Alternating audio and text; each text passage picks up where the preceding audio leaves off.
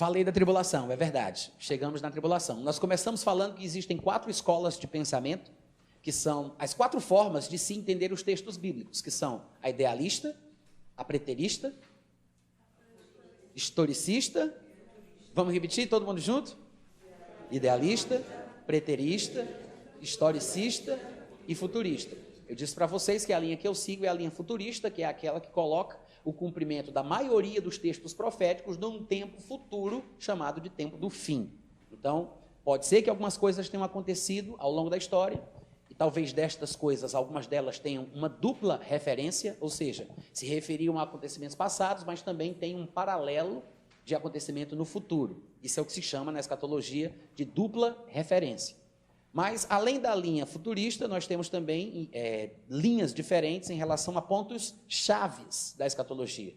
Eu mencionei que um ponto-chave, que é um exemplo disso, é o milênio, porque existem aqueles que acreditam que o milênio não existe de forma literal e que tudo na Bíblia é simplesmente uma ideia, inclusive o milênio. Então, eu citei que existem os amilenistas, que dizem que não há milênio, que são idealistas. Existem os pós-milenistas, que dizem que creem no milênio, mas num milênio também de forma alegórica. Não é um milênio de 1000 anos, de forma literal, mas um longo período de tempo no qual Jesus reinará através da igreja, implantando a paz, a ordem, o evangelho, a prosperidade e assim por diante. E depois que a igreja tiver feito o seu papel, aí Jesus voltará à terra, que é por isso que eles são chamados de pós-milenistas, porque Jesus vem depois, após este período de 1000 anos, que na interpretação deles não é literal. E tem aqueles, dos quais eu faço parte, que são os pré-milenistas, que creem que Jesus tem que vir primeiro, para que depois o milênio comece. E além de crermos que Jesus vem antes da implantação do milênio, cremos também que o milênio é sim um período literal de 1000 anos. Amém, gente? E falei que outro ponto-chave de divisão ideológica em relação à escatologia é a questão do acontecimento do arrebatamento em relação à tribulação, ou seja, em que momento acontecerá o arrebatamento, que é a retirada da igreja da terra? Antes do início da tribulação, no meio da tribulação ou depois da tribulação? Então existem linhas de pensamento diferentes, que são os pré-tribulacionistas, os midi ou meso-tribulacionistas e os pós-tribulacionistas. E tem uma linha que não é tão conhecida no Brasil, que são chamados de pré-ira, ou aqueles que creem no arrebatamento depois de 3/4 da tribulação ter transcorrido. Tudo bem, gente? Nós vimos Mateus 24, a partir do versículo 15 em diante, onde Jesus Cristo disse que quando virdes, pois, o abominável da desolação, do qual falou o profeta Daniel, quem lê o livro de Daniel entenda, Jesus se referia à manifestação visível do anticristo, e não apenas do espírito do anticristo que atua no mundo desde tempos imemoriais, né? Mas ele falava sobre a manifestação física do anticristo, e segundo ele, era uma coisa sobre a qual Daniel já tinha falado. Então nós lemos aqui um pouco sobre isso e vimos em Mateus 24 que Jesus parece ter dito claramente que a manifestação do anticristo se dará num ponto geográfico específico na terra, que esse lugar será em Jerusalém. Nós vimos pelo palavreado que Jesus Cristo usa, né? Ele diz, quando acontecer isso, quem estiver na Judeia, fuja da Judeia. Porque, obviamente, o bicho estaria lá na Judeia e ele estava recomendando o povo a fugir da Judeia. Além disso, ele fala, quem estiver no eirado, não desça do eirado. Eirado é um termo que é usado para se falar de uma edificação própria da cultura judaica que se faz presente em Jerusalém. Além disso, depois ele fala, orem para que a vossa fuga não se dê no inverno, nem no dia de sábado, porque no dia de sábado os judeus só podem correr 1000 metros, 1.200 metros, que é mais ou menos 1 quilômetro, ou no inverno, porque em Jerusalém neva quando é no inverno, e não dá para fugir em tempo de neve. Então, nós vimos por isso que a tribulação, que também terá a presença do anticristo na terra, mas além do anticristo e dos seus exércitos que atacarão os judeus e os outros, ainda acontecerão eventos cataclísmicos, porque a Bíblia diz que os poderes dos céus serão abalados, as estrelas do céu cairão pela terra, as ilhas serão movidas do seu lugar, o sol ficará preto, a lua vermelha como sangue e assim por diante. E, como nós vimos em Mateus 24, Jesus, para descrever esse tempo, com situações acontecendo nos poderes espirituais, sobrenaturais, os poderes dos céus e na terra, através de situações como a manifestação do anticristo e a sua perseguição aos judeus e aos religiosos, Jesus Cristo disse que será um tempo de grande aflição, como nunca houve, nem jamais haverá, desde o dia que Deus criou o mundo até agora. Quando Jesus estava vivo, ele disse isso, até agora, né? Então ele coloca aí dentro do pacote a época do dilúvio, ele coloca aí Sodoma e Gomorra, ele coloca a destruição do reino do norte de Israel por parte dos assírios, a destruição do reino do sul por parte dos babilônicos. Ele diz que nunca houve uma situação tão grave, tão catastrófica como essa. Então, não dá para a gente comparar o período da tribulação com a perseguição dos cristãos dos primeiros séculos, ou com os acontecimentos sofríveis do povo de Israel ao longo da história, e assim por diante. É um tempo realmente fora do normal. Amém, pessoal? E em Daniel 9:27, que se eu não me engano foi o último texto que nós lemos, nós vimos que ele fala, porque é interessante ler Daniel, porque Jesus falou de Daniel, ele citou Daniel, né? Nada melhor do que como é avalizar que chama? É avalizar? Respaldar um determinado escritor. Por exemplo, Jesus, que é uma pessoa notável, citou alguém do Antigo Testamento. O que é que Jesus fez? Ele avalizou Daniel, é isso? Tá bom, deixa para lá então. Daniel, capítulo 9, versículo 27, diz assim: ele fará firme, falando do anticristo, fará firme aliança com muitos. O anticristo fará firme aliança com muitos povos, muitas nações. Há quem pense que a aliança do anticristo será somente com os judeus, e quando se diz aqui muitos, eles pensam que o texto está dizendo muitos judeus. Por isso é que de vez em quando surge alguém dizendo, ele vai fazer uma aliança de paz com Israel, não é? Não sei se é só com Israel, me parece que o texto fala com muitos povos, com muitas nações, e não apenas com muitos judeus. Ele fará firme aliança com muitos por uma semana, e o texto aqui se refere a uma semana de anos, e não uma semana de dias. A palavra que foi traduzida por semana é o número literal 7 da língua hebraica, e dependendo do contexto é interpretado de acordo com a necessidade. E todos os estudiosos concordam que é uma semana não de dia, mas uma semana de anos. É por isso que algumas versões em português, como, por exemplo, a Bíblia O Livro, a Nova Tradução da Linguagem de Hoje, a Bíblia Amplificada e algumas outras versões traduzem já 7 anos de forma direta. Então diz que na metade da semana, ou seja, 3 anos e meio, que são os mesmos 42 meses de Apocalipse 11 que a gente viu ontem, e os mesmos 1.260 dias, que são 3 anos e meio, se a gente for considerar o mês judeu, que tem apenas 30 dias. Então, na metade da semana, 3 anos e meio, ele fará cessar o sacrifício e a oferta de manjares, que são coisas praticadas pelos judeus, que estará acontecendo normalmente no templo que será levantado na época. A gente sabe que o templo dos judeus estará de pé, não somente por causa dessa passagem, e como outros textos também mencionados por Daniel, mas o próprio Paulo, ele disse isso em 2 Tessalonicenses, no capítulo 2, que é um texto bem popular quando se fala do anticristo, quando ele mencionou que o tal do filho da perdição, esse homem do pecado, que é o anticristo, ele se assentará no trono de Deus, ostentando-se como se fosse o próprio Deus. Todo mundo lembra disso, né? 2 Tessalonicenses, capítulo 2. Então, para ele se assentar no templo de Deus como se fosse o próprio Deus, o templo tem que estar de pé. Claro que existem interpretações diferentes para com estas palavras usadas por Paulo lá em 2 Tessalonicenses, mas eu acredito que Paulo está falando de um templo literal. Pessoas interpretam de forma diferente. Eu creio que Paulo está falando do templo dos judeus, que é a referência máxima sobre a adoração a Deus no mundo. Afinal de contas, por mais que nós saibamos que Deus não habita em templos feitos por mãos de homens, nós temos que lembrar daquilo que Jesus disse em João capítulo 4, a salvação vem dos judeus. Amém, gente? O que quer dizer que a cultura judaica, inclusive o templo, que é a força nacional dos judeus, reflete verdades espirituais profundas, que atualmente podem não ter muito sentido, até porque o cristianismo hoje prevalece na mensagem divina ao mundo, e o templo dos judeus nem sequer está de pé, mas um dia esse templo será reerguido e Deus voltará em sua agenda a tratar novamente com os judeus, que é exatamente no período que nós chamamos de a tribulação, e que os profetas do Antigo Testamento chamavam de o dia do Senhor, quando Deus haverá de punir os judeus e tratar com eles de forma bastante específica, e destruirá o anticristo pelo sopro da boca de Jesus Cristo, quando ele voltar com os seus santos, como está descrito em Apocalipse capítulo 19. Tá bom, gente? Tá. Voltando para Daniel 9:27, ele continua dizendo o seguinte: Por uma semana, ele vai fazer essa aliança com muitos, na metade da semana, 3 anos e meio, fará cessar o sacrifício e a oferta de manjares, que estará sendo praticada pelos judeus na época, quando o templo estiver de pé.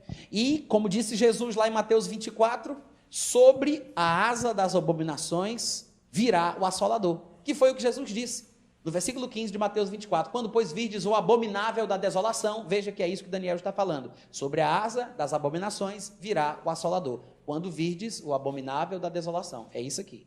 Ele diz, sobre a asa das abominações virá o assolador até que a destruição que está derramada se derrame sobre ele. Ou seja, o anticristo será morto, será destruído no tempo previamente determinado por Deus. Um equívoco que existe, olha aqui para mim, viu? Não vai ler sozinho não, olha essa covardia, vamos ler junto. Um equívoco que existe no cristianismo, eu digo, no estudo da escatologia, no meu ponto de vista, é um equívoco. Para muitos, quem está equivocado sou eu. Mas eu creio que um dos equívocos é porque as pessoas não entendem que a igreja não poderia passar pela tribulação. Não faz sentido a igreja passar pela tribulação. Eu sei que as pessoas que defendem um arrebatamento pós-tribulacional, elas usam versículos da Bíblia para defender os seus argumentos. Mas me parece que elas não estão manejando bem a palavra da verdade. Claro que eles podem dizer a mesma coisa de mim, mas cada um apresenta os seus argumentos, e os meus são esses. Em primeiro lugar, em Apocalipse, nós temos uma descrição sequenciada de fatos que se desenrolarão no período do fim.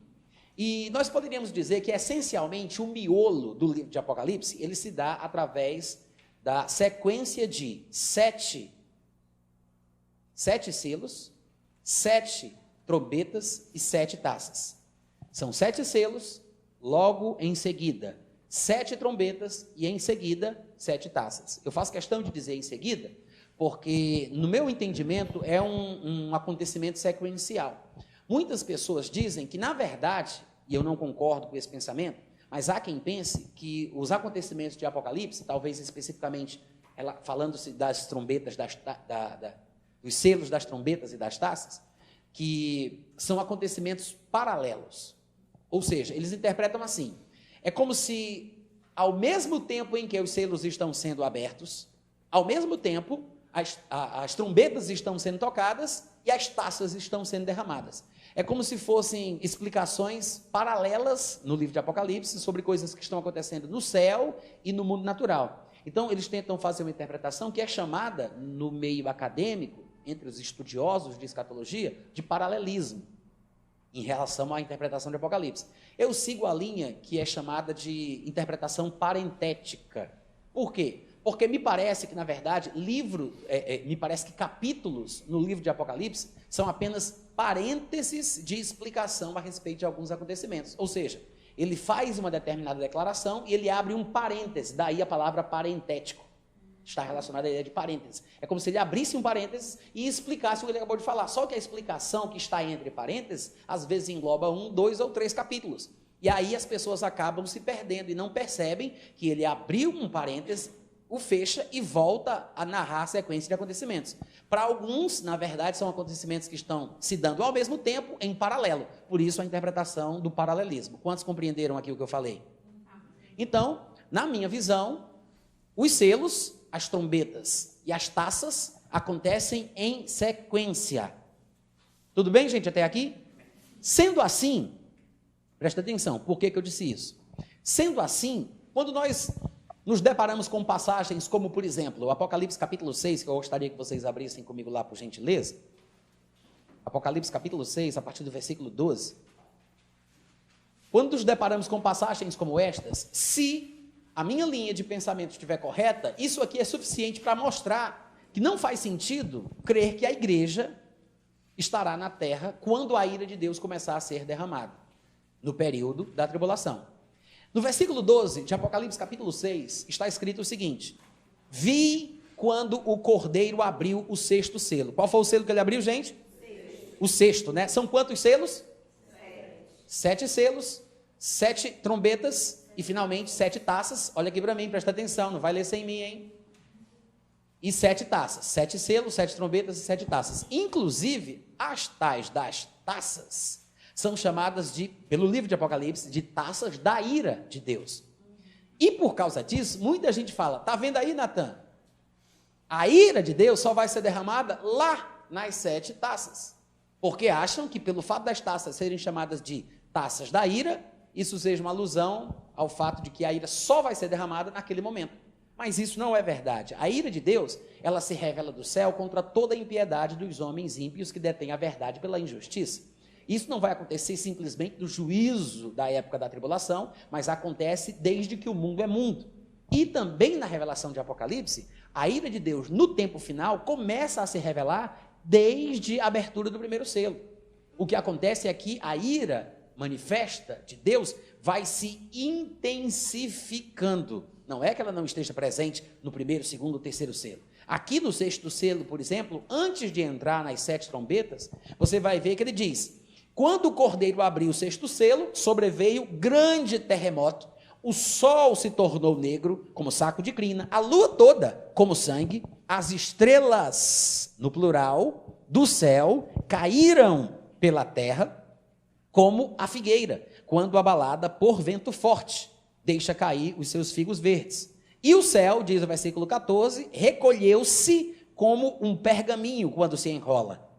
Então, todos os montes e ilhas foram movidos do seu lugar.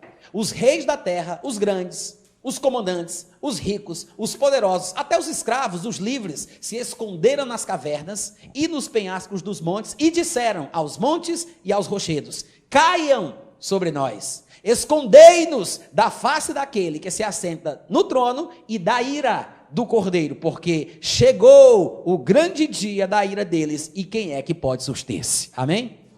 Então, quando essa lua ficar vermelha como sangue, de acordo com a descrição que lemos agora em Apocalipse, o pessoal não vai colocar as cadeiras na varanda e procurar a luneta para ficar assistindo, não, gente. Como se faz hoje em dia, tá? É um sinal dos finais dos tempos. Assistesse, né? Assistesse. Vai ser um negócio pavoroso. Segundo a gente acabou de ler, é um negócio tão assustador que não tem como o pessoal dizer. Não tem como o pessoal dizer: rapaz, isso é apenas um evento climático, é uma situação que dá para explicar, a NASA vai fazer um documentário sobre isso. Não, vai ser uma coisa que todo mundo vai ter consciência. É Deus. É a ira de Deus. Bem que falava. É Deus, só pode, é Deus punindo o mundo, é Deus castigando.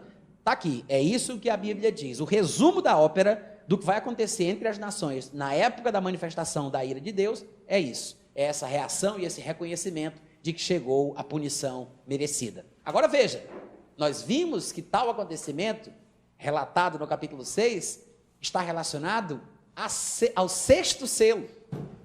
Amém, gente? São 7 selos, 7 trombetas e 7 taças. A ira vai sendo intensificada. Então, a igreja não pode estar na terra durante o derramamento da ira de Deus. Porque está escrito em diversos lugares, inclusive em 1 Tessalonicenses, se não me engano, lá no capítulo 1, versículo 9, que Deus não nos destinou para a ira. Amém, gente? Aliás, 1 Tessalonicenses 5, 9, que diz: Deus não nos destinou para a ira, mas para alcançar a salvação mediante nosso Senhor Jesus Cristo. E tem um determinado pregador norte-americano chamado Andy Woods, que prega muito sobre arrebatamento, escatologia, e eu gosto demais das coisas que ele fala. E não somente por causa do bom conteúdo que ele oferece, mas porque ele tem bom humor. E eu gosto de pregadores que têm bom humor. E ele uma vez contou que quando era criança, não criança, parece que adolescente, ele se converteu, foi para a igreja e pouco se falava sobre escatologia na comunidade que ele frequentava. E ele chegou para o pastor um dia e perguntou: pastor, me diga, por favor, esse negócio do arrebatamento, o que é que o senhor tem para dizer? Ele vai acontecer antes da tribulação ou é depois da tribulação? A igreja é arrebatada e tirada antes que a tribulação comece, ou a gente vai pegar pelo menos uma parte, sei lá, 50% ou 3/4 da tribulação? Como é que vai ser? Aí o pastor dele olhou assim para os cantos, aí viu que não tinha ninguém, aí chamou ele assim mais para perto, aí disse para ele: olhe, ore para que seja antes. Aí ele olhou assim meio assustado, aí ele falou assim: mas se prepare, caso seja depois. Ou seja, nem mel nem cabaça, né? O pastor não sabia era de nada do assunto, também estava cheio de dúvidas, E ele conta isso nas ministrações que ele faz. E eu costumava dizer, hoje em dia eu não falo mais, só digo que eu falava, mas não falo. Mas antigamente eu falava assim, eu prefiro que os crentes estejam preparados para a tribulação e se surpreendam com o arrebatamento, do que se prepararem para o arrebatamento e serem surpreendidos com a tribulação. Mas eu percebi que isso gerava dúvida e o pessoal não entendia se eu cria na tribulação ou não, né? Se eu cria que a igreja ia passar, eu parei de falar isso, então eu não falo mais, só digo que eu falava. Mas uma das coisas que eles falam, os pós-tribulacionistas gostam de dizer sobre nós que cremos no arrebatamento pré-tribulacional, é o seguinte, eles dizem, mas vocês estão crendo que o arrebatamento vai ser uma fuga para a igreja, que vocês vão fugir da tribulação. E, de fato, gente, eu não tenho vergonha de admitir, não, é verdade. Graças a Deus, bens a Deus, que seja isso mesmo, porque vou dizer para vocês, eu não conheço um problema na minha vida que o arrebatamento não resolva. E eles dizem, mas vocês estão crendo que vai ser, como é que eles chamam, meu Deus? A vinda secreta de Jesus Cristo. Eles dizem, vocês estão crendo numa vinda secreta. Por quê? Porque os textos que falam do que é chamado biblicamente de a vinda de Cristo, são textos que mostram que será uma vinda visível, como Apocalipse capítulo 24, versículos, se eu não me engano, 27, 28, 29, 30, 31, quando Jesus diz, depois da tribulação daqueles dias, vereis os céus abertos e o Filho do Homem vindo nas nuvens e os seus anjos, não sei o quê. Então as pessoas pegam essa passagem e dizem, está vendo aí? Depois da tribulação daqueles dias, virá Jesus e todo olho o verá. Então, a volta de Jesus, a vinda de Jesus, é depois da tribulação. Só que tais pessoas se esquecem que, tecnicamente falando, a vinda de Cristo, de fato, será visível. E nós vamos ver isso hoje à noite, se Deus quiser, e eu conseguir também. Mas nós vamos ver que a vinda de Cristo será do mesmo jeito que ele foi. Assim como viram ele subir, as pessoas virão ele descer. Só que o arrebatamento não é a mesma coisa que a vinda de Cristo. E é por isso que as pessoas se atrapalham, porque quando falamos sobre o arrebatamento, que é a vinda de Cristo para o crente, não o que poderia ser chamado tecnicamente de a vinda de Jesus, mas é a vinda de Cristo para o crente. Quantos estão entendendo a diferença? As pessoas se atrapalham e acham que estamos falando sobre uma vinda secreta, porque não entenderam o significado. Até porque não tem como o desaparecimento de milhões e milhões de pessoas ser uma coisa secreta no mundo, viu, gente? Não tem como ser assim. Agora, eu queria abrir com vocês, nem sei se vai dar tempo agora a gente continuar, deixa eu ver quanto tempo já passou, 46 minutos? Eu acho que dá para a gente tocar ou começar. Mas eu queria abrir com vocês um dos textos mais importantes do Novo Testamento sobre o arrebatamento, que é 1 Tessalonicenses, capítulo 4. Versículo 13, diz assim, não queremos, porém, irmãos, que sejais ignorantes. Eu queria que vocês repetissem a palavra ignorantes. Vocês sabem que ignorante é uma pessoa bruta, né? Não. Ignorante é uma pessoa que não tem conhecimento, tá? Eu sei que tem aqueles que são mais grossos do que papel de enrolar prego, que também nós chamamos às vezes de ignorantes, mas o ignorante aqui, nesse caso, é aquele que não tem conhecimento, ou que ignora certos assuntos ou certos fatos. Então ele diz, não quero que sejais ignorantes, que não tenhais o conhecimento, ou que não tenhais a informação. Não quero, porém, irmãos, que sejais ignorantes com respeito aos que dormem. Todo mundo sabe que a palavra dorme aí aparece como figura de linguagem, é um eufemismo. Ele está usando uma palavra mais leve para falar de uma coisa muito mais pesada, que é a morte. Então, ele diz, não quero que vocês sejam ignorantes a respeito dos que já morreram. Esse é o significado real. Tudo bem? Aí, no versículo 13 ainda, ele continua. Não quero que ignoreis, ou que sejais ignorantes com respeito aos que dormem, para não vos entristecerdes como os demais que não têm esperança. Os demais são as pessoas do mundo, que não têm Cristo e que não têm conhecimento das verdades espirituais. Ou o que acontece com um cristão quando ele morre. Então ele está dizendo aqui, para que vocês não fiquem como os demais, desesperançados, tristes, deprimidos por causa da perda de um parente, de um familiar, de um amigo, uma coisa assim. Então ele está escrevendo para explicar sobre os crentes que morreram. Essa é a razão pela qual ele está falando aqui. Eu sei que esse texto é usado para se falar do arrebatamento, mas veja que a força motriz por trás da argumentação de Paulo é a morte dos crentes que estes irmãos conheciam, que poderia deixá-los tristes se eles não tivessem o conhecimento que ele vai compartilhar, tá? Então ele diz, versículo 14, pois não quero que sejais ignorantes com respeito aos crentes que morreram, para que vocês não fiquem tristes como os demais que não têm esperança, pois, se cremos que Jesus morreu e ressuscitou, é por isso que ele cita a morte e a ressurreição de Jesus, porque ele está falando do que vai acontecer com os crentes que morreram. Mas, pois, se cremos que Jesus morreu e ressuscitou, da mesma forma, assim também Deus, mediante Jesus, trará em sua companhia os que já morreram. Então ele está dizendo, os que morreram vão voltar junto com Jesus, vão vir juntos com ele, porque Paulo está querendo mostrar que estes homens que morreram, homens, mulheres e pessoas, ele está querendo dizer que estão vivos, porque Deus não é Deus de mortos, Deus é Deus de vivos.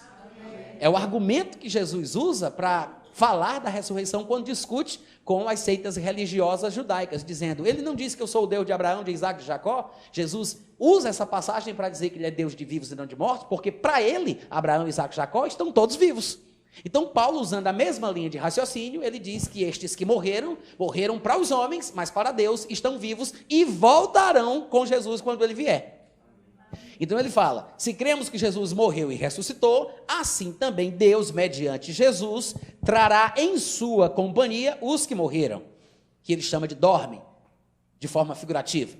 E no versículo 15 ele fala, ora, ainda vos declaramos por palavra do Senhor, eu quero que você frise bem a expressão, por palavra do Senhor, daqui a pouco a gente vai voltar a isso aqui é muito importante, ele diz, ainda vos declaramos por palavra do Senhor isto, nós, os vivos, os que ficarmos até a vinda do Senhor, de modo algum precederemos os que dormem, porquanto o Senhor mesmo, dada a sua palavra de ordem, ouvida a voz do arcanjo, ressoada a trombeta de Deus, descerá dos céus e os mortos em Cristo, veja que ele restringe os mortos, quando ele usa a expressão mortos em Cristo. Ele não está falando sobre todos os mortos, desde Abel, que foi o primeiro justo a ser assassinado, até... Não, ele disse os mortos em Cristo. Ele está falando de mortos de um período específico. Ele diz, e os mortos em Cristo ressuscitarão primeiro. Depois nós, os cristãos vivos ou vivos em Cristo, poderíamos fazer essa dobradinha, né? Já que ele disse mortos em Cristo. Então, os outros são os vivos em Cristo. Depois nós, os vivos em Cristo, os que ficarmos, não todos os homens, mas os vivos em Cristo, seremos arrebatados juntamente com eles, porque os seus corpos serão arrebatados do mar, da terra, de todos os lugares, e serão atraídos a Jesus, que estará nos céus, entre nuvens, e nós, os vivos, também juntamente com eles, seremos arrebatados entre nuvens para o encontro do Senhor nos ares. Veja que não é na terra, a gente vai se encontrar com ele nos ares. E assim, estaremos para sempre com o Senhor. Aí ele fala, consolai-vos, pois, uns aos outros com estas palavras. É assim que ele termina esse bloco semântico da sua explicação sobre a volta de Jesus para o crente. Primeira coisa que eu quero dizer, gente, olha aqui para mim, presta atenção, se o anticristo houvesse de se manifestar antes da igreja ser tirada, e a gente sabe, o anticristo, ele vai procurar as pessoas para decapitar, e vai ser aquele corre-corre, pega, não pega, hora não pega.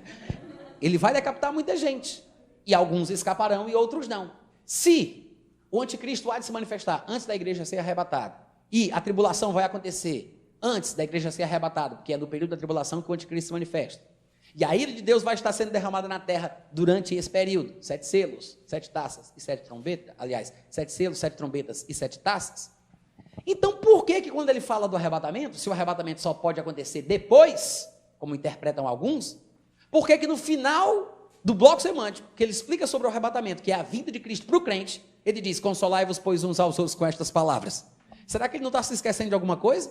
Ele deveria ter dito, pois é, se preparem, porque aí está vendo o bichão, o anticristo, vai ser um pega no pega, hora não pega, vai ter decapitação para lá, decapitação para cá, se vocês estiverem vivos, se vocês escaparem, consolai-vos, pois, uns aos outros com essas palavras.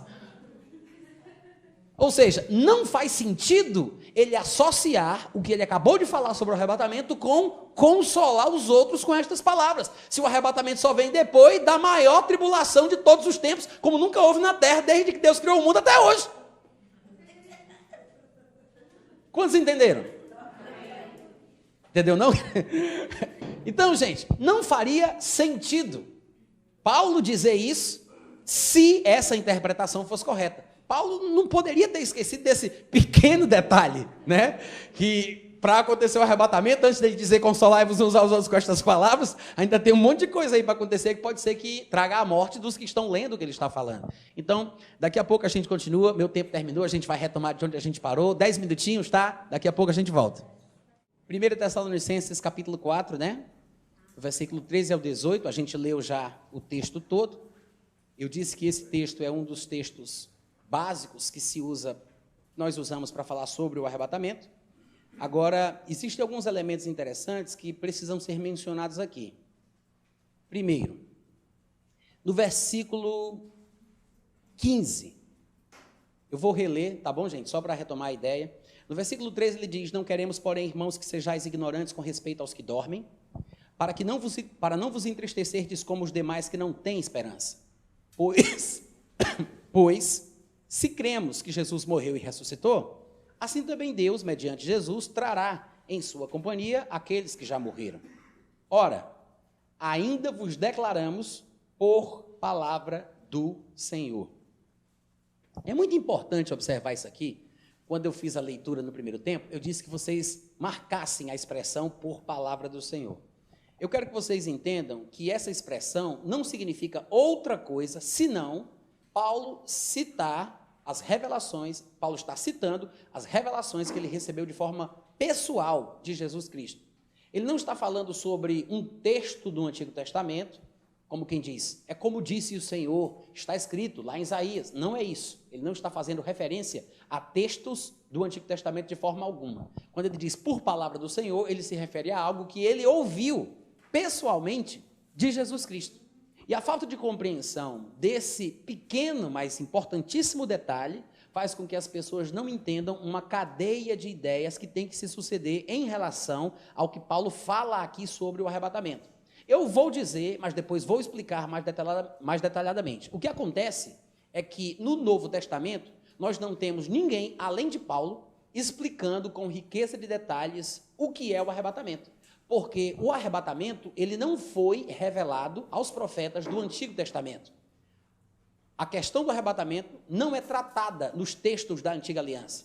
O Novo Testamento é o único lugar que revela o arrebatamento, porque Paulo foi o único que recebeu revelação direta de Jesus Cristo sobre o tema. Quantos compreenderam o que eu falei?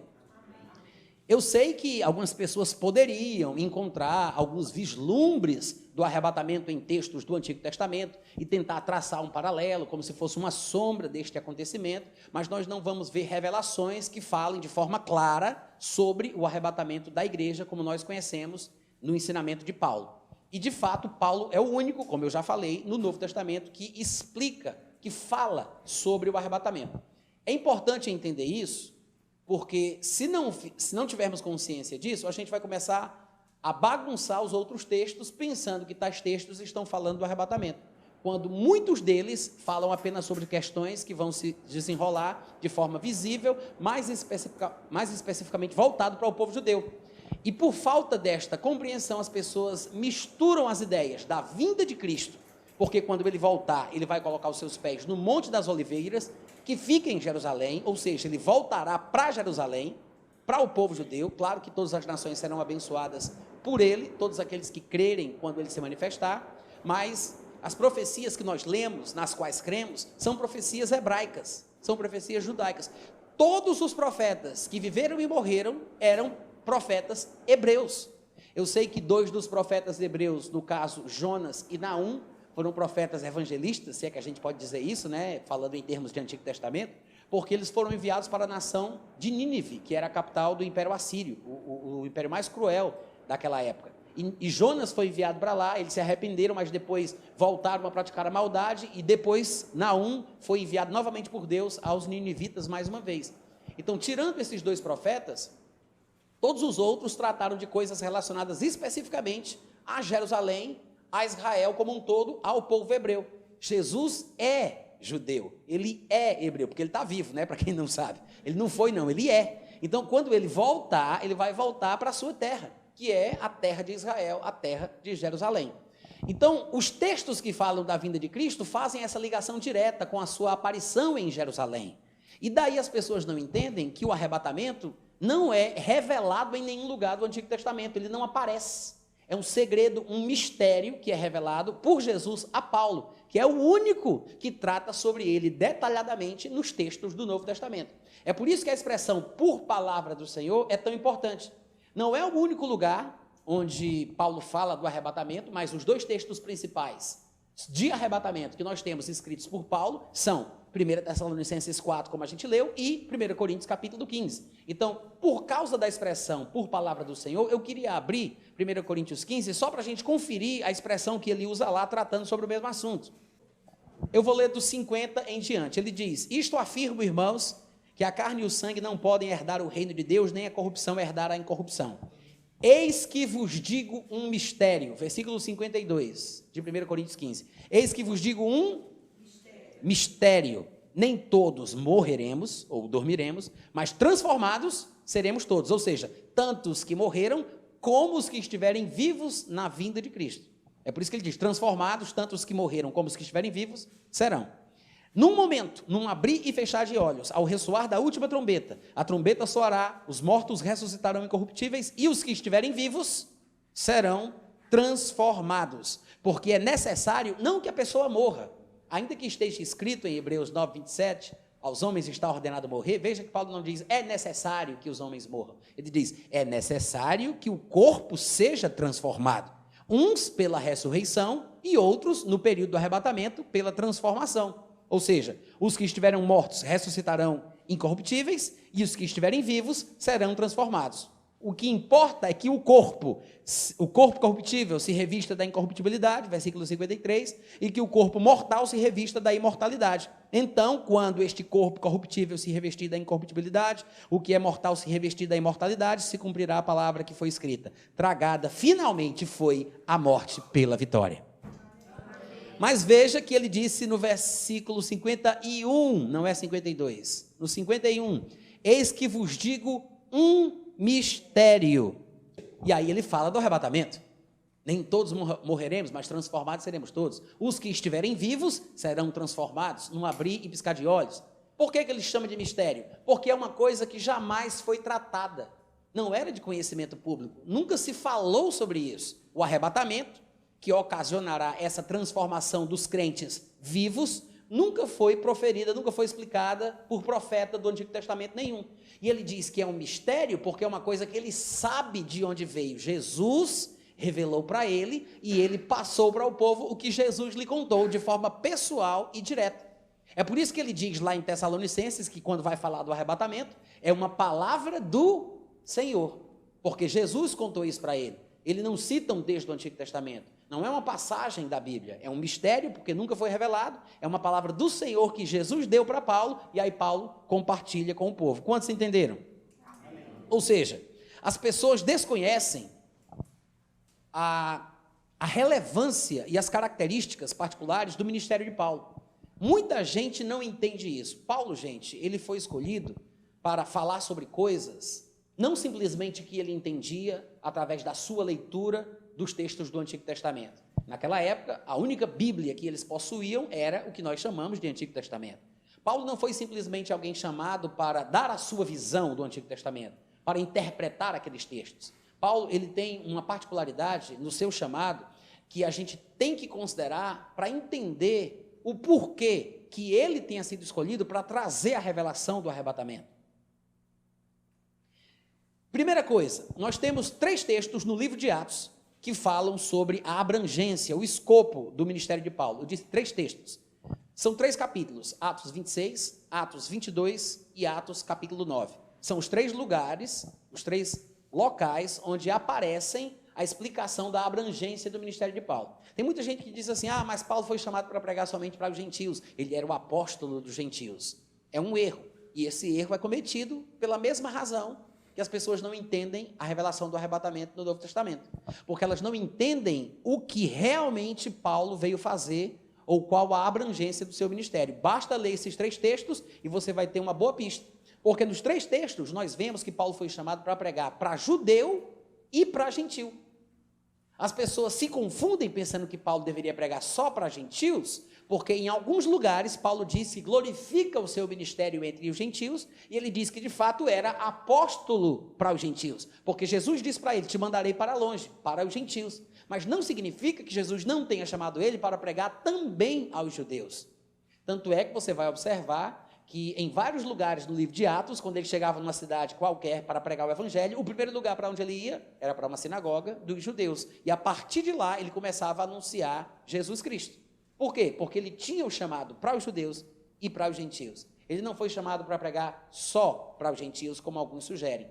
Tem até quem diga que Paulo só sofreu o que sofreu durante a sua vida, de perseguição, de apedrejamento, de naufrágio, e aquela serpente que o picou na ilha de Malta, e assim por diante, porque ele estava sempre querendo salvar os judeus e pregar para os judeus, coisa para a qual ele não foi chamado para fazer. Tem gente que diz isso, mas isso não é verdade. Lá em Atos capítulo 9, no versículo 15, que é um dos textos que fala da abrangência do ministério de Paulo, está escrito: mas o Senhor disse a Ananias, que foi chamado para se aproximar de Paulo: vai, porque ele, Paulo, é para mim um instrumento escolhido para levar o meu nome perante os gentios, reis, bem como, é Jesus dizendo, bem como perante os filhos de Israel. Está vendo aí? Como Paulo foi chamado para pregar para gentios e judeus, e aqueles que se encontram em posição de eminência, tanto entre gentios quanto entre os judeus. Ou seja, Paulo pregava porque tinha que pregar, porque fazia parte da abrangência do ministério dele. Nas outras passagens, de Atos 26 e Atos 22, nós temos outras revelações sobre a abrangência do ministério de Paulo, que são dignas de serem observadas. No capítulo 26, versículo 16, está escrito assim, vocês lembram, é ele narrando para um determinado rei do Império Romano, uma autoridade do Império Romano, e ele narrando diz o que aconteceu com ele naquele caminho para Damasco. Ele diz que Jesus lhe apareceu, e ele disse: Senhor, quem és tu? E Jesus respondeu: eu sou Jesus a quem tu persegues. E no versículo 16, do capítulo 26, ele relata que Jesus disse: mas levanta-te e firma-te sobre os teus pés. Por quê? Por isto te apareci. Jesus fala: eu te apareci por isto, para, olha o objetivo, te constituir ministro e testemunha, tanto das coisas em que me viste agora, como das coisas em razão das quais eu te aparecerei ainda. Amém, gente? Jesus disse: eu te apareci para te constituir ministro e testemunha das coisas que você vai ver agora nessa aparição, mas não só dessas, mas também de outras coisas, em razão das quais eu ainda vou te aparecer. Então Jesus está dizendo: a sua ministração, Paulo, o testemunho que você vai dar, vai ser com base no conteúdo das coisas que eu vou te revelar nas aparições que você vai ter. Eu vou te aparecer noutras ocasiões, e o que você vai ministrar e testemunhar vai ter por base o conteúdo das coisas que eu vou te dizer. E isso é confirmado em Atos capítulo 22, quando Deus, tratando com Ananias, dizendo que ele vá atrás de Paulo, no versículo 14, Ananias diz que falou para Paulo: o Deus de nossos pais, de antemão, te escolheu para conheceres a sua vontade. Isso aqui é a abrangência do ministério de Paulo. Ananias contando para Paulo o que foi que Jesus disse para ele, né? E aí Paulo está relatando no texto. O Deus de nossos pais de antemão te escolheu para conheceres a sua vontade, para veres o justo e para ouvires uma voz da sua própria boca. Dá um grito de aleluia aí, crente. Ou seja, Paulo foi chamado, isso aqui é o chamado de Paulo, ele foi chamado para ver Jesus. Diga aí, que chamado lindo é esse, gente?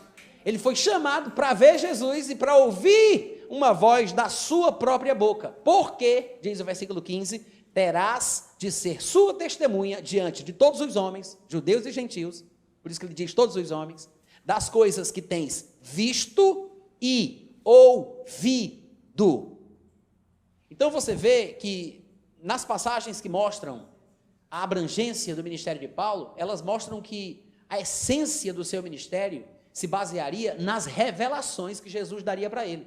Agora, não é essas revelações que a gente tem quando vai dormir não, viu, gente? Nada contra o texto bíblico que diz: sonharão os vossos velhos. Mas o que acontece é que a Bíblia está falando sobre revelações que Jesus deu para ele de forma pessoal. Jesus apareceu para Paulo e disse: eu te apareci por isto, para te constituir ministro e testemunha. Tantas coisas que você vai ver agora, como ministro e testemunha daquelas coisas pelas quais te aparecerei ainda. Então, veja que o ministério de Paulo se baseava nas coisas que Jesus contaria para ele pessoalmente. E Paulo confirma isso quando ele vai escrever Gálatas, no capítulo 1, versículo 11 e 12. Paulo diz: faço-vos, porém, saber, irmãos, que o evangelho por mim anunciado não é segundo o homem, porque não o recebi, nem o aprendi. Ele disse: não recebi, nem aprendi de homem algum, mas mediante revelação de Jesus Cristo. Glória! Aí começa a fazer mais sentido a relevância do ministério de Paulo. Por que os textos de Paulo permeiam quase todo o Novo Testamento? Por que ele escreveu mais de 2/3 do Novo Testamento? Por que Paulo é tão importante? A gente vai ver Pedro, que era coluna da igreja de Jerusalém, que andou pessoalmente com Jesus, quando vai escrever a sua segunda epístola, no capítulo 3, a partir do versículo 15, ele diz: e tende por salvação, amados irmãos, a longanimidade do nosso Senhor Jesus Cristo, como também vos escreveu o nosso amado irmão Paulo, segundo a sabedoria que lhe foi dada, conforme ele costuma fazer em todas as suas epístolas, nas quais tem coisas difíceis de entender, que os indoutos e incrédulos distorcem, como também fazem com as demais escrituras. Pedro diz: para mim, o que Paulo escreve é a palavra de Deus. Porque ele comparar os textos de Paulo com as demais escrituras, e as demais escrituras às quais ele se refere é o Antigo Testamento, porque era a única Bíblia daquela época, meu irmão, isso me mostra que se Pedro, que andou com Jesus, que era coluna da igreja de Jerusalém, diz que o que Paulo escreve é a palavra de Deus, só pode ser. Só pode ser. Agora o que é interessante é que Pedro diz assim: eu sei o que Paulo fala em todas as suas epístolas. Porque ele diz: conforme o nosso amado irmão Paulo vos escreveu, segundo a sabedoria que lhe fora dada, como é seu costume fazer em todas as suas epístolas. Como é que ele sabe o que Paulo escreve em toda a epístola que Paulo escreve? Afinal de contas, Paulo nunca escreveu para Pedro, ele escreveu para Tito, para Timóteo, para Filemão, para os Colossenses, para os Laodicenses, para os Coríntios. Eu sei que a gente não tem a carta para os Laodicenses, mas ele disse que escreveu, então ele escreveu, né? Mas ele nunca escreveu para Pedro. Aí, gente, como é que ele sabe o que Paulo escreveu em todas as suas epístolas? Porque Pedro colecionava tudo o que Paulo produzia. Provavelmente ele fazia o que alguns de nós fazemos. Ele andando nas suas ministrações, chegava em algum lugar por onde Paulo tinha passado, e ele era da igreja de Jerusalém, e devia ter alguma carta de Tiago, de João, alguma coisa, e ele oferecia: olha aí, eu tenho alguns escritos aqui de Tiago, de João, tem de Paulo, quer trocar? Ele colecionava. O homem era fã, como nós dizemos hoje em dia. Então ele admirava e respeitava o ministério de Paulo. Agora veja, Pedro era a referência, uma referência da igreja cristã daquela época. Só que, pelo que parece, pelas próprias palavras de Pedro, Paulo era a referência das referências. Glória! Vocês percebem a importância do ministério de Paulo? Os irmãos estão entendendo o que eu estou falando? Então, quando ele fala: eu não recebi nem aprendi de homem algum, mas foi por revelação de Jesus Cristo, gente, isso mostra que o que ele fala, não tudo, mas grande parte do que ele fala se baseia no que Jesus contou para ele nessas aparições. Ou seja, Jesus não falava quando estava na terra. Jesus não tocou nesse assunto em seu ministério terreno, porque ele tinha uma característica específica, e ele não podia fugir do significado da sua manifestação terrena inicial. Mas, quando ele aparece a Paulo, é totalmente diferente. E é para Paulo que ele conta coisas que Paulo vai revelar nas suas epístolas. E Pedro diz: cara, isso é a palavra de Deus. É uma sabedoria que foi dada para ele. Tem coisa difícil de entender, mas esse homem está falando pela boca de Deus. Amém. Ele reconhece a fonte. E Paulo disse que a fonte era Jesus ressurreto. Inclusive, na nossa liturgia cristã, até hoje em dia, quando nós celebramos a ceia, nós usamos não um texto de Pedro, não um texto de João, não usamos textos dos evangelhos, nós usamos um texto de Paulo. É 1 Coríntios capítulo 11 que a gente usa. Gente, Paulo nem era crente naquela época. Paulo nem estava lá. Aí eu pergunto, por que a gente usa o texto de Paulo? Porque a gente não sabe disso. Mas a razão pela qual usamos 1 Coríntios capítulo 11 é porque é o texto que melhor explica o significado da ceia. Os outros textos, mesmo nos evangelhos que relatam o que aconteceu naquela noite, não são tão detalhistas em mostrar o significado. Contam o que aconteceu, mas não são didáticos como o texto de Paulo o é. E o curioso é que quando a gente vai observar com mais atenção o que Paulo fala lá em 1 Coríntios capítulo 11 sobre o significado da ceia, ele diz no versículo 23 o seguinte, ele diz, porque eu recebi do Senhor o que também vos entreguei.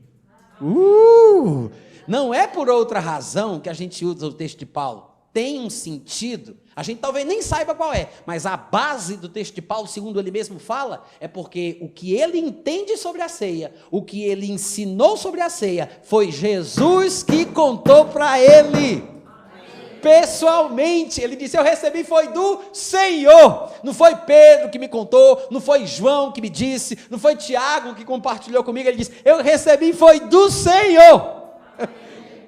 Recebi do Senhor o que também vos entreguei, que o Senhor Jesus, na noite que ele foi traído, ele tomou o pão, ele deu graças, ele disse, como é que ele sabe? Jesus disse para ele. Numa destas aparições, Jesus disse, está pronto para a lição de hoje? Pega o teu tablet Android, anota aí. Ele disse, título da mensagem, Santa Ceia. Amém, gente? Amém.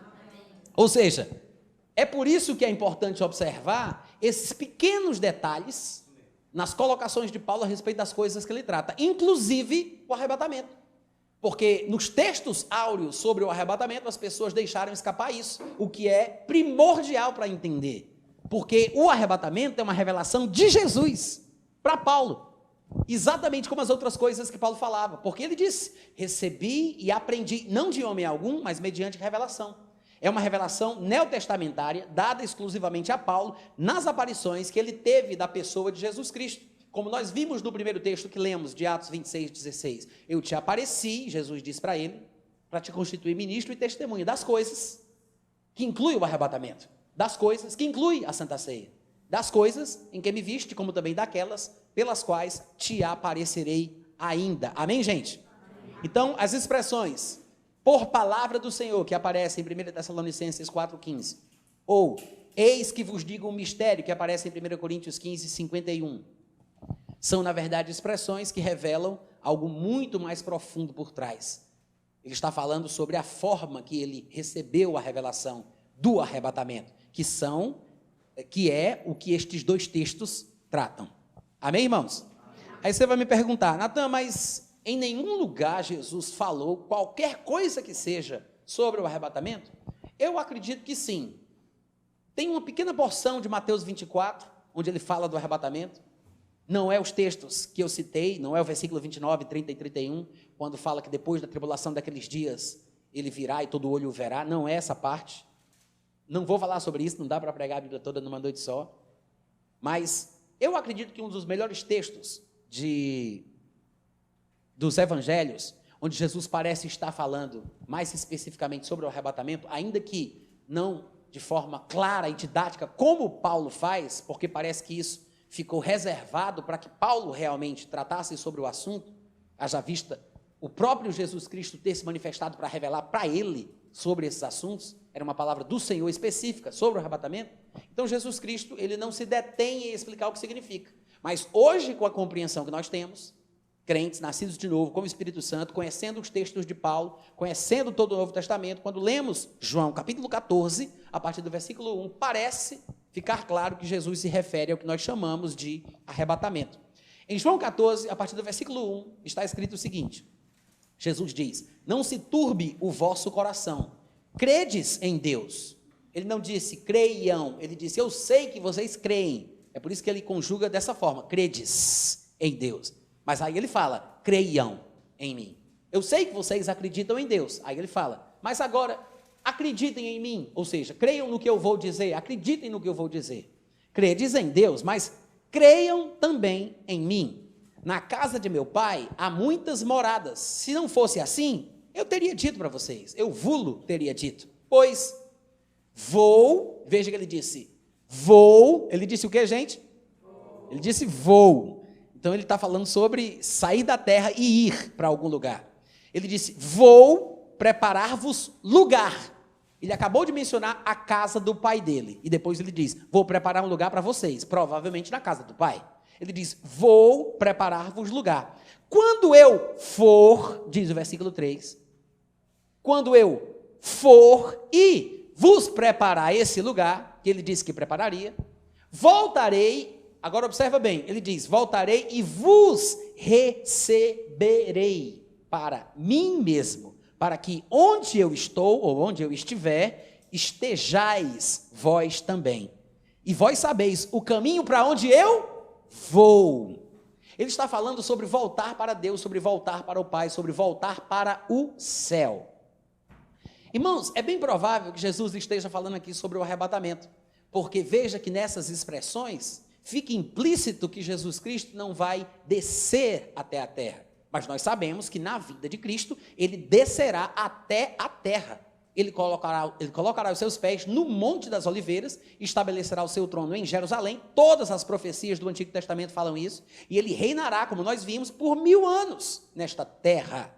Mas neste momento ele fala sobre um encontro diferente com os seus discípulos. Ele diz, primeiro vai preparar um lugar, ele diz que para esse lugar que ele vai, eles sabem como ir, porque ele é o caminho para ir para lá.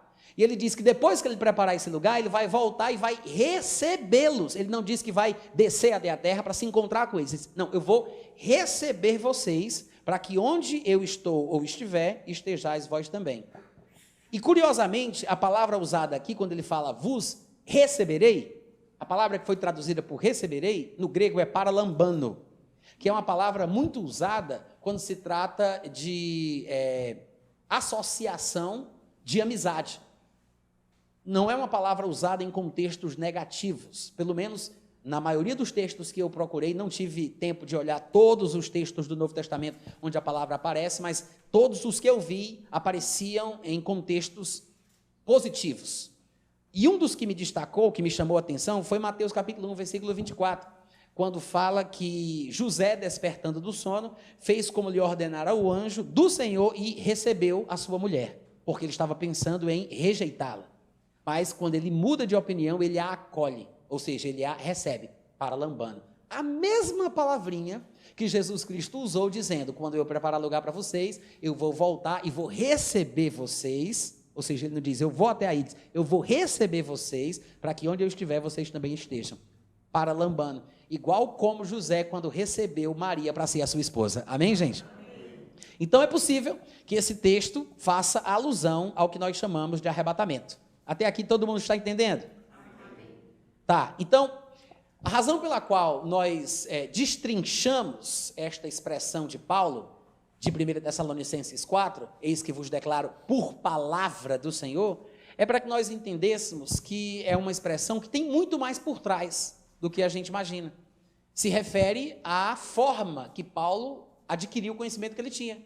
Ele não está falando sobre um texto do Antigo Testamento. Quando ele usa a expressão, ele faz referência ao que nós acabamos de conferir. Ou seja, era como Jesus ensinava as coisas para ele. Como ele aprendia as coisas que Jesus revelava. Como ele passava para o povo. Todo o conhecimento que ele tinha, que era revelado por Jesus, era assim, nessas visões, nessas aparições de Jesus Cristo. Outra coisa que as pessoas, às vezes, também confundem sobre a passagem de 1 Tessalonicenses, que eu quero mencionar, se encontra no versículo 16. 1 Tessalonicenses capítulo 4, versículo 16. Porquanto o Senhor mesmo, dada a sua palavra de ordem, ouvida a voz do arcanjo e ressoada a trombeta de Deus, descerá dos céus e os mortos em Cristo ressuscitarão primeiro. Primeira coisa que eu quero comentar é que eu acho que a expressão descerá dos céus, ela é melhor traduzida quando coloca os céus no singular. Eu sei que algumas versões de vocês devem dizer descerá do céu e não dos céus. Alguém tem uma versão que diga céu no singular? Alguém aqui? Você? Você também? Tá, só para provar que tem versões que traduzem no singular. Eu prefiro a versão que traduz descerá do céu em vez de dos céus, porque se ele descesse dos céus, significaria que desceria dos três, ou seja, desceria até a terra, porque nós sabemos que tem uma terra e existem 3 céus. Se fala que no final de tudo, Deus ele criará novos céus e uma nova terra. Tem uma terra mas existem 3 céus. Sabemos que são 3 porque Paulo revela que subiu ao mais elevado céu, que é onde se encontra o Altíssimo, porque o Altíssimo está no lugar mais elevado. Ele disse que foi arrebatado ao 3º, que deve ser o mais elevado, o último céu. Foi arrebatado até o 3º céu. E no 3º céu, ele diz, estando no paraíso, ele chama o 3º céu de paraíso, que é onde está o trono de Deus. Então, é onde Jesus Cristo está hoje. Ele está assentado à direita da majestade nas alturas. De fato, em Colossenses 3, a Bíblia diz que Jesus Cristo vive sentado à direita de Deus. E ele está lá no alto. Pensar nas coisas lá do alto. Lá no 3º céu, lá do paraíso. Então, o que acontece? Nós temos o primeiro céu, que é esse céu atmosférico. Nós temos as camadas atmosféricas neste primeiro céu. A troposfera, a estratosfera, a mesosfera, a termosfera, a exosfera. Eu sei que tem a ozonosfera e a ionosfera, mas não me interessa.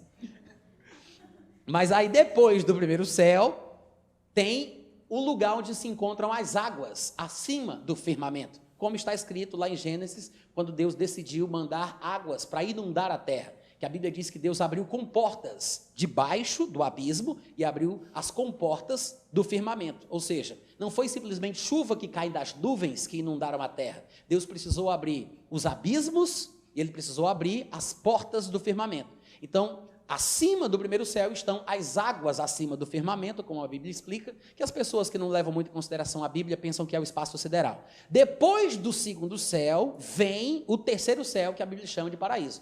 Então, Jesus Cristo, ele descerá do céu, dos céus, que é o 3º céu, no arrebatamento, e se encontrará conosco, não na terra, mas nós já vimos, porque já lemos o texto todo, que nós nos encontraremos com ele nos ares, que é o primeiro céu. Então, ele não descerá todos os céus. Ele descerá do céu até o primeiro céu, mas não até a terra. E nos encontraremos com ele nos ares. Quantos estão entendendo até aqui?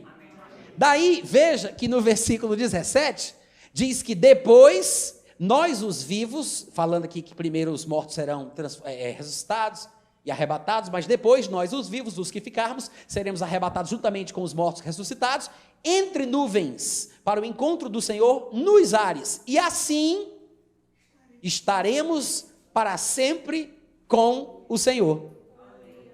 Ou seja, assim que nos encontrarmos com Jesus por ocasião do arrebatamento, que é disso que o texto de 1 Tessalonicenses 4 trata, como todo mundo sabe, depois que nos encontrarmos com Jesus nos ares, o que vai acontecer com a gente?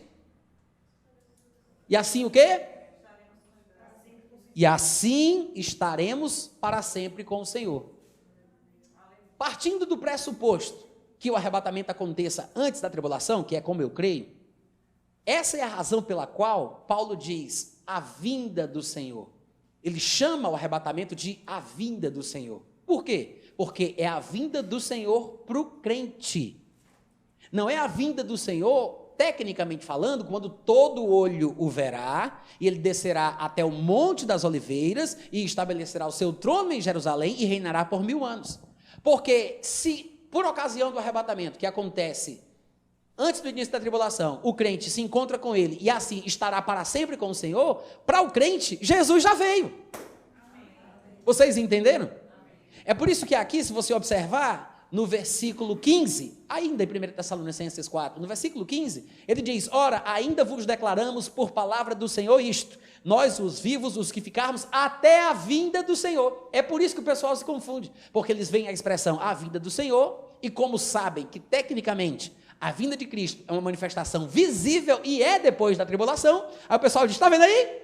O arrebatamento, porque o texto está falando sobre o arrebatamento, é depois da tribulação, porque a vinda do Senhor é depois da tribulação, quando todo olho o verá. Então as pessoas pensam que o arrebatamento tem que acontecer na mesma ocasião da vinda, porque não entenderam o contexto no qual a expressão a vinda do Senhor, usada por Paulo, aparece aqui. Paulo está falando sobre o encontro dos crentes com Cristo e assim estarão para sempre com o Senhor, porque o arrebatamento é a vinda do Senhor para o crente.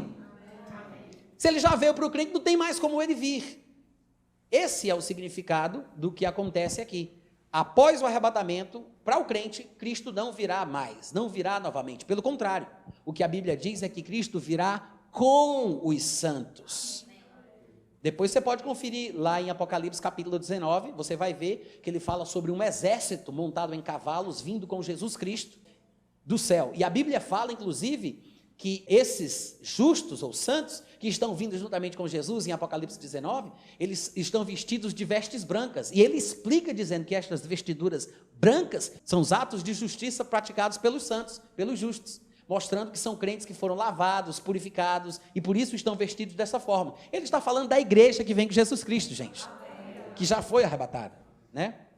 Tá. Então, voltando aqui para o texto de Tessalonicenses, deixa eu ver mais o que é que eu quero falar para vocês de importante aqui. A expressão do versículo 16, a trombeta de Deus, também é uma coisa que causa muita confusão.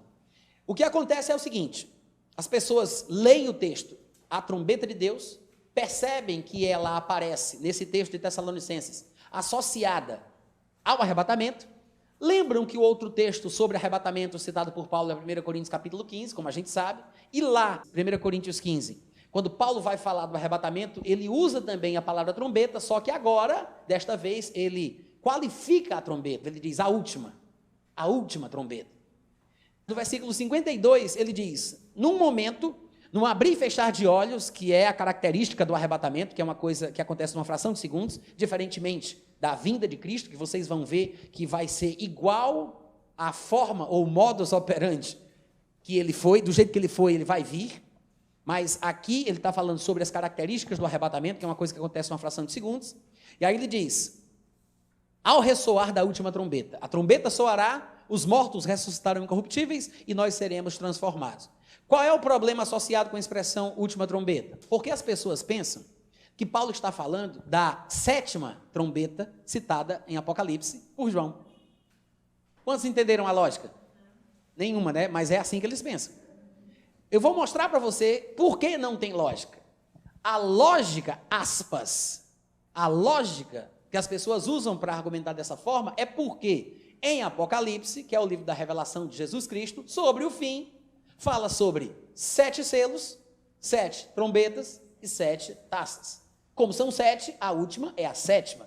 E algumas coisas mencionadas no desenrolar da parte das trombetas, dos textos que falam das trombetas que são tocadas, na cabeça de alguns, parece indicar que Paulo também se referia à 7ª trombeta, e é por isso que ele chama de última, porque a 7ª só pode ser a última. Mas, em primeiro lugar, a 7ª trombeta tocada em Apocalipse não é a última trombeta que é tocada. São 7 trombetas com um propósito específico, mas não é a última trombeta tocada na terra. Porque depois de todo o desenrolar da ira de Deus no período da tribulação, que Jesus Cristo vier à terra e estabeleceu o seu reino milenar, trombetas ainda serão tocadas no mundo. E são descritas, essas ocasiões são descritas em vários lugares dos profetas do Antigo Testamento, em convocações dentro da cultura judaica, fazendo com que as nações venham adorar a Jesus que estará em Jerusalém. Então não será a última trombeta tocada. Mas, supondo que eles queiram se referir à 7ª, como se fosse a última, nesse sentido profético, em relação ao arrebatamento, ainda assim, é uma tolice pensar que Paulo está se referindo ao texto de João. Por quê? Em primeiro lugar, porque Paulo escreveu 1 Coríntios capítulo 15, onde aparece a expressão usada por ele, última trombeta, no ano 55 depois de Cristo, por volta do ano 55 depois de Cristo. E a epístola de João, o livro de Apocalipse, ele foi escrito entre os anos 90 e 96 depois de Cristo.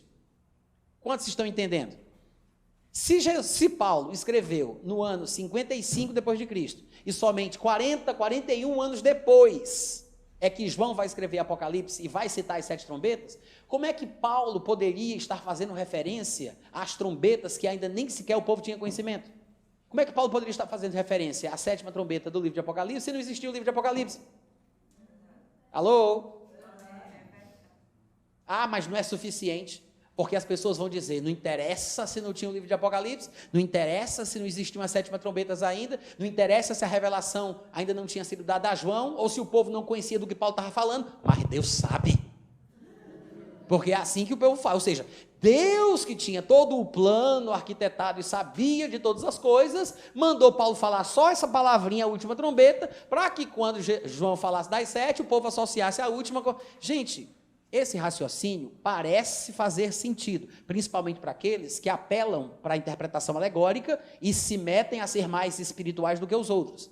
Mas não podemos pensar que Paulo não estava falando sobre uma coisa que os coríntios iam entender.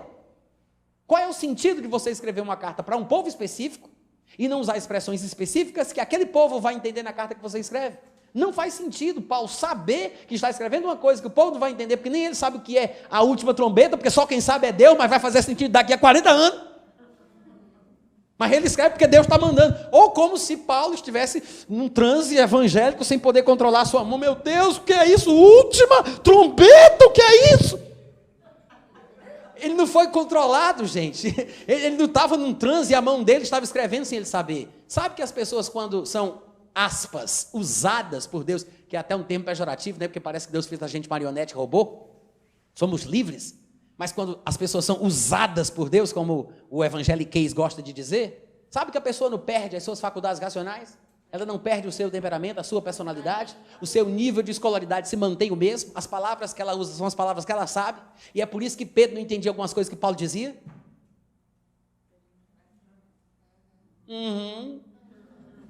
Amém, gente? Então, o que é que Paulo está querendo dizer com a expressão a última trombeta? Simples. Dá uma olhadinha na primeira epístola de Paulo aos Coríntios e na segunda epístola. Vai procurando expressões que estão envolvidas com o mundo dos esportes. E você vai ficar impressionado o quanto Paulo faz referência a figuras esportivas. Constantemente.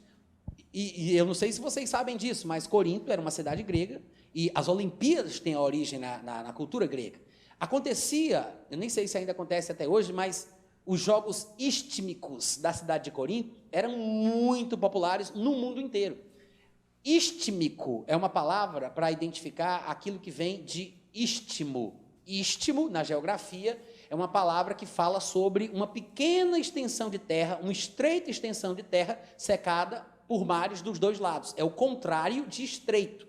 Existe o Estreito de Gibraltar, que a gente conhece, muito aprende na escola, que é uma pequena faixa de água secada por uma grande porção de terra dos dois lados. O istmo é o contrário, é uma pequena faixa, estreita faixa de terra cercada por água dos dois lados. Então, Corinto é um istmo, fica num istmo. Se você colocar no Google jogos istmicos, que fazem referência aos jogos do istmo de Corinto, você vai ver o tanto de jogos parecidos com as Olimpíadas que a gente conhece, que aconteciam ou acontecem ainda naquela cidade. Paulo, quando escreve aos Coríntios, ele começa a fazer referências, ele fala sobre correr, sobre esmurrar e controlar o próprio corpo, ele fala sobre correr para alcançar uma coroa incorruptível, ele fala sobre o bema, que é o pódio onde sobe o atleta, e fala um bocado de coisa, ele pega emprestado muitas figuras da cultura esportiva da cidade de Corinto, dos jogos istmicos da cidade de Corinto, só que eles tinham um momento para começar e um momento para terminar. No início tinha toda uma festividade e uma trombeta era tocada. Trombetas anunciavam o início do período de jogos, de disputas, da realização do esporte, do campeonato. Quando terminava tudo, que não tinha mais o que fazer, que era uma anunciação de que estava sendo encerrado aquele período, aí tocava-se a última trombeta. Tinha uma primeira trombeta e tinha uma última trombeta. Paulo está muito provavelmente, no contexto da sua carta aos Coríntios, falando sobre uma coisa que os coríntios entendiam, que eram as trombetas relacionadas ao período para se realizar a prova. Porque em muitas ocasiões ele diz que a recompensa que o crente vai ter vai ser de acordo, comparando com a recompensa que o povo tem na terra, lá em Corinto. Só que a coroa que os coríntios recebiam como recompensa de ter se destacado no esporte era uma coroa corruptível. Aí ele diz, mas a nossa é incorruptível. Aí então ele fala, na última trombeta, ou seja, no final, no último tempo da nossa estada aqui na terra, porque estadia é para carro, viu, gente? No último tempo da nossa estada aqui na terra, aí vai tocar a última trombeta e a gente vai ser arrebatado. Então, é por isso que ele usa a expressão última trombeta. Ele não está falando sobre a 7ª trombeta do livro de Apocalipse. Todo mundo entendeu? Mas, ainda tem quem argumente dizendo o seguinte. Natan, veja Apocalipse, capítulo 10, versículo 7. E eu vou ler para os irmãos. Diz assim, nos dias da voz do 7º anjo, que vai tocar a 7ª trombeta, quando ele estiver para tocar a sua trombeta, que é a 7ª, supostamente a última, na cabeça de alguns pós-tribulacionistas, como eu acabei de falar aqui para vocês, ele diz, cumprir-se-á, então, o mistério de Deus, segundo ele anunciou aos seus servos, os profetas. Aí o pessoal faz assim, tá vendo aí? Apocalipse 10, 7? Quando a 7ª trombeta tocar, vai se cumprir o quê, irmão Natan? O quê? o mistério de Deus. Aí as pessoas pegam a palavra mistério que aparece aqui, além de ser a última trombeta das 7, aí se lembram que quando Paulo fala do arrebatamento, ele cita a expressão última trombeta, e ele diz que é um mistério. Eis que vos digo um mistério. Aí o povo diz, com certeza só pode ser um arrebatamento, não é possível. Agora, sabe que essa lógica que eles usam, para mim, é mais ou menos a mesma lógica de alguém que diz assim, o meu amigo Marcos é pai de 2 meninas gêmeas.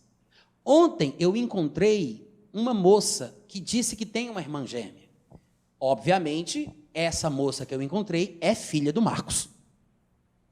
Faz sentido isso?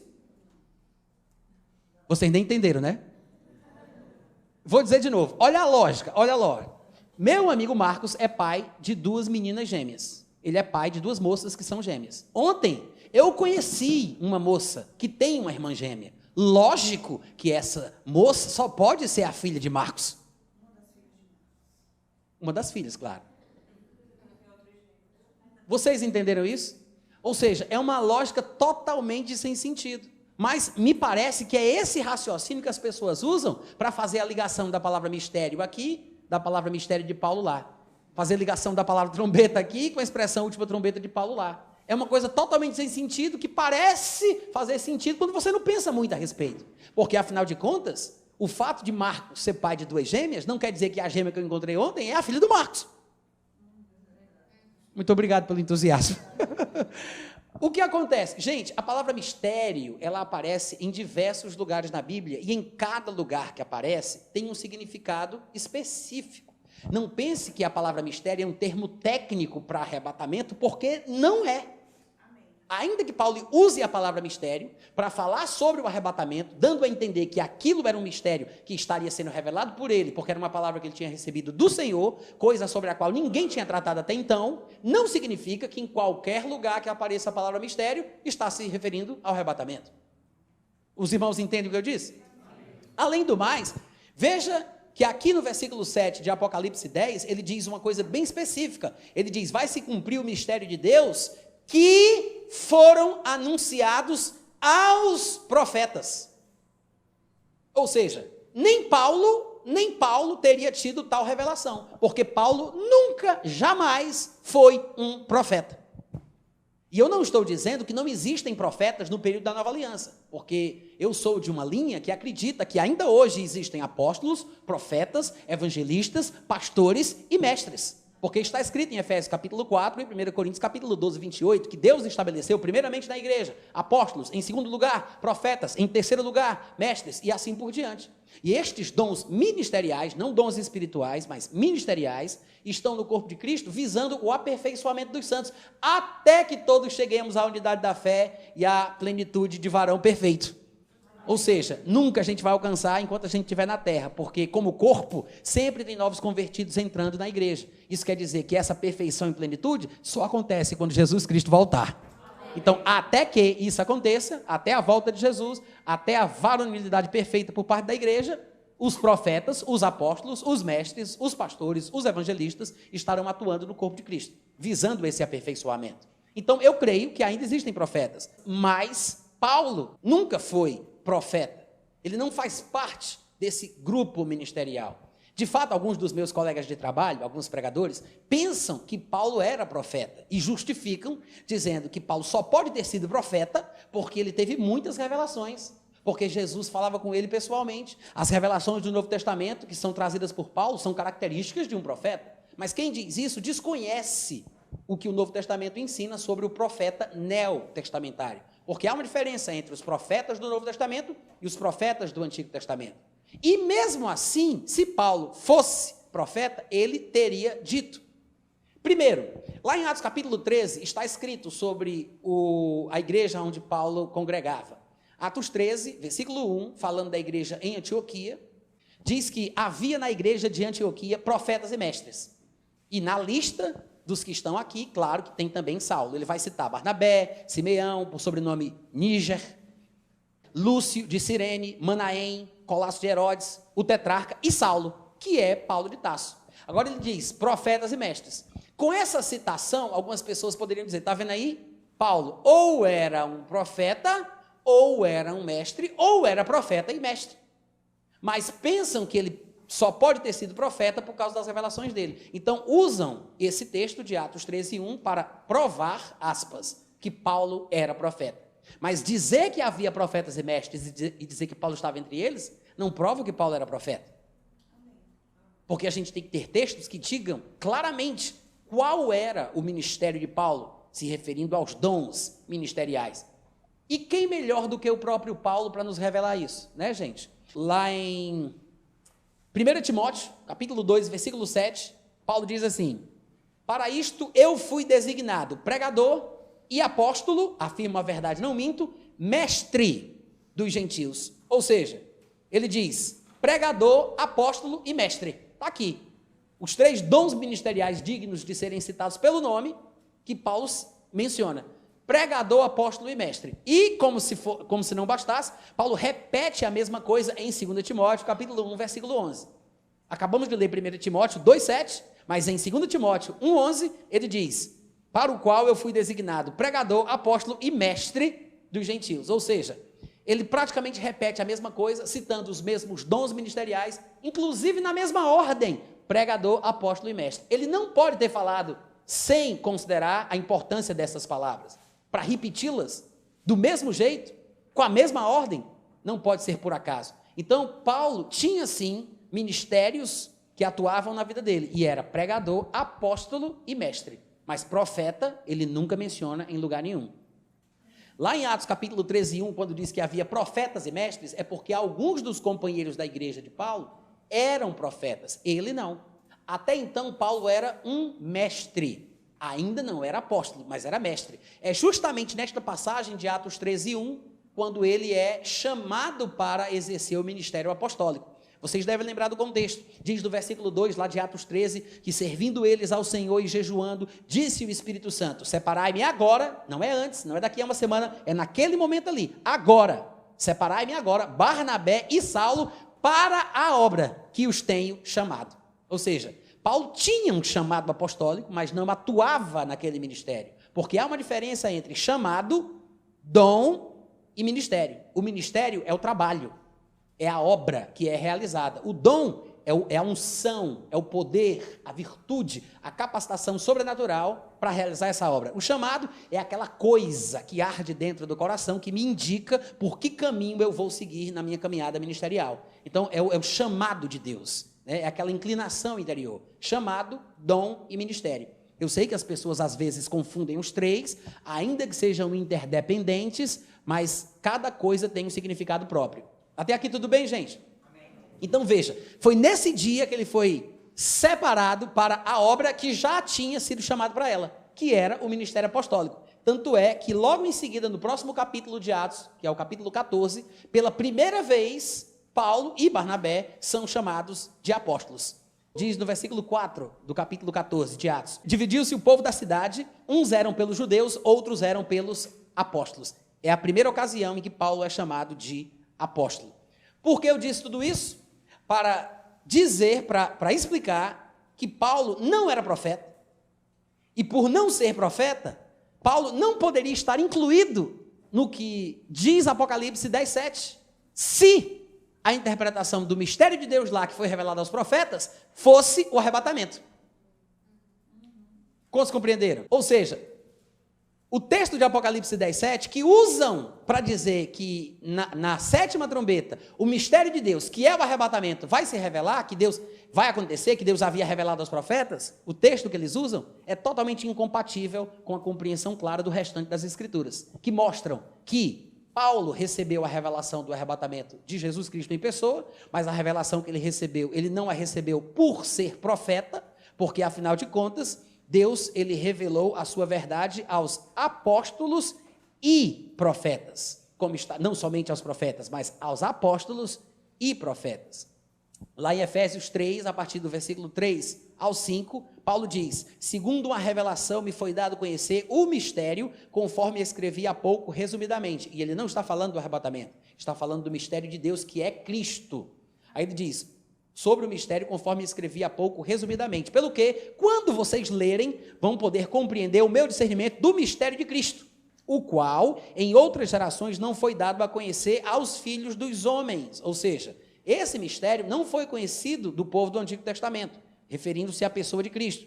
Não foi dado a conhecer aos filhos dos homens, como agora foi revelado aos seus santos apóstolos e profetas.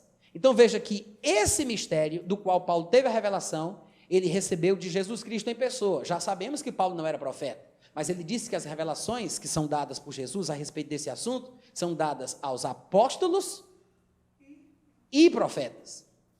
E ele disse mais, disse que os profetas do Antigo Testamento, na verdade ele diz, nenhum dos filhos dos homens de gerações passadas soube sobre isso. Então, os profetas do Antigo Testamento não tinham revelação sobre este mistério. O mistério de Deus que aparece em Apocalipse 10:7 deve estar se referindo a um tipo de mistério que foi revelado aos profetas hebreus do Antigo Testamento e deve estar associado a algum cumprimento profético relacionado ao povo judeu. Que é justamente por isso que se manifesta na 7ª trombeta, que é tocada durante o período da tribulação, que é quando Deus estará tratando especificamente, mais uma vez, com a nação de Israel. Quantos entenderam? Voltando para o contexto do arrebatamento em si, comparando com a segunda vinda, de fato, porque o arrebatamento é a vinda do Senhor para o crente, porque quando nos encontrarmos com Ele nos ares, estaremos para sempre com o Senhor. Então, depois de arrebatados, para nós, Cristo já veio. Amém, gente? Amém. Mas, comparando o arrebatamento com a vinda de Cristo, tecnicamente falando, a característica da vinda de Cristo, quando todo olho o verá, é muito bem relatada em Atos capítulo 1, a partir do versículo 9 ao versículo 11. Capítulo 1, tá? A partir do versículo 9, diz assim, isso aqui é depois da ressurreição, viu, gente? É depois que Jesus ressuscitou, já tinha se passado 40 dias, onde ele ficou aparecendo intermitentemente aos discípulos, falando com eles sobre coisas concernentes ao reino dos céus. Aí no versículo 9, diz que, ditas estas palavras, foi Jesus elevado às alturas, olha aí, à vista deles. Não é isso? Sim ou não? Amém. Ou seja, eles viram Jesus subir, né? Viram Jesus subir, foi visível. Tá, foi elevado às alturas à vista deles, e uma nuvem o encobriu dos seus olhos. E estando, antes de eu falar disso, deixa eu fazer um comentário aqui. O que é interessante nessa passagem é que nos faz entender, ainda que ele não dê os detalhes que um curioso gostaria de encontrar no texto, mas ele parece relatar que essa subida de Jesus foi lenta. Não sei se vocês percebem, porque diz que enquanto Jesus estava falando, ele foi elevado às alturas, à vista deles. Se fosse como, por exemplo, olha aqui para mim, presta atenção, não vai ler sem mim, olha a covardia. Se fosse como, por exemplo, vai acontecer no arrebatamento, que a gente já sabe as características do arrebatamento, é num momento, é uma coisa rápida, ele quer dizer que é muito rápido, não abrir e piscar de olhos, é uma fração de segundos. É essa a ideia que está sendo transmitida ali, inclusive pela palavra original usada no grego. Agora, diferentemente da situação do arrebatamento, que é numa fração de segundos, veja que aqui ele fala que ele foi elevado às alturas à vista. Eles viram. Se fosse numa fração de segundos, não dava para ver. Já foi. Como é que ele foi elevado à vista? Não dá. Ele teria desaparecido se fosse numa fração de segundos. Porque não dava para saber para onde ele foi, se para cima, para baixo, para o lado, só sumia. Mas quando diz que ele foi elevado às alturas à vista, é porque deu para ver Jesus subindo. Pedacinho por pedacinho. E diz mais, diz que foi elevado a ponto de uma nuvem o encobrir dos seus olhos. Então, eles estavam olhando Jesus subir até o momento que Jesus chegou na nuvem. Não foi a nuvem que desceu para a terra, foi Jesus que chegou na nuvem. Amém, gente? Porque a gente tem que explicar tudo, porque senão o pessoal diz, mas é porque a nuvem baixou. Não, é Jesus que foi subindo, e a ponto de estar numa altura tal que as nuvens o encobriram. Mas ele não entrou no seu disco voador atrás daquela nuvem e foi para o espaço não, tá, gente? Foi para o céu, né? Ele não fez isso. O que a Bíblia quer dizer é que ele continuou subindo, mas as nuvens impediam que eles conseguissem ver. Não é que Jesus se escondeu para sumir. Ele foi ocultado pela nuvem porque os olhos não conseguiam enxergar, mas ele continuou sendo elevado às alturas. Ele foi, na verdade, assunto até até o terceiro céu. Atravessou todas as camadas atmosféricas, atravessou o segundo céu, chegou no terceiro céu, que é o paraíso, onde está o trono de Deus, flexionou os seus joelhos e se assentou à direita da majestade nas alturas. De fato, é onde ele está hoje. Lá em Colossenses diz que ele vive sentado à direita de Deus. Então, ele subiu até chegar no seu destino. E é isso que é interessante. A característica da sua ida reflete as características da sua vinda, que pelo que vemos, e não é a única diferença que há entre as duas coisas, pelo que vemos, é diferente do arrebatamento, que é uma coisa que acontece numa fração de segundos. Então diz que ele continuou subindo a ponto de as nuvens o encobrirem dos seus olhos, e no versículo 10 diz que estando eles com os olhos fitos no céu, enquanto Jesus subia, veja, enquanto Jesus subia, né? Uma ideia de subida lenta e vagarosa. Eis que 2 varões vestidos de branco, anjos, se puseram ao lado deles e lhes disseram: varões galileus, por que estáis olhando para as alturas? Esse Jesus que dentre vós foi assunto ao céu, virá do modo como o vistes subir.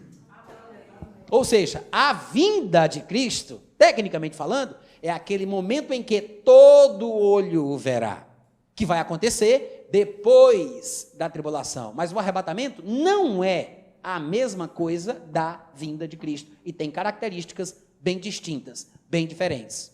Amém, gente? E eu preciso encerrar porque o nosso tempo já terminou. Amanhã tem mais. Venha que vai ser uma grande bênção. Vá em paz em nome de Jesus.